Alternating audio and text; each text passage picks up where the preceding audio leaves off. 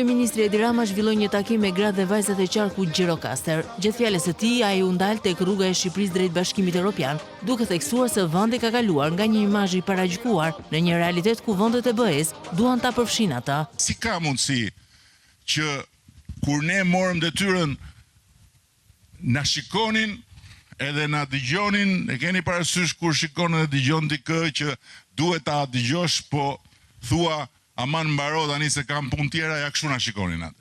Nuk kishin asnjë respekt. Si ka mundësi që këta sot kanë arritur në përfundimin që e duan Shqipërinë brenda në familjen e përbashkët evropiane. Më tej Rama solli në vëmendje ndryshimet e realizuara në qarkun e Gjirokastrës gjatë qeverisjes socialiste. Që kur ne kemi filluar detyrën, kishte 2-3 dyer ku mund të trokisje për të fjetur, dhe ata që i mbanin hapur përpëliteshin faktikisht në mbijetesë, sepse nuk kishin numra turistësh për të nxjerrë në i fitim, siç nxjerrin sot të tërë që kanë hapur dyert tu. Rama nuk i ka kursyer metaforat politike, ironinë ndaj opozitës apo thumbat duke ju referuar kundërshtarëve.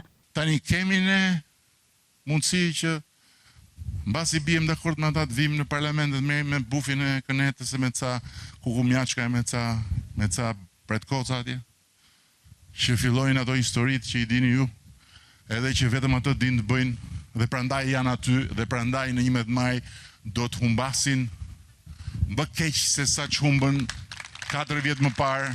Në mbyllje, kryeministri ju kërkoi grave dhe burrave të Gjirokastrës të votojnë Partinë Socialiste si e vetmja alternativë që e çon vendin në BE.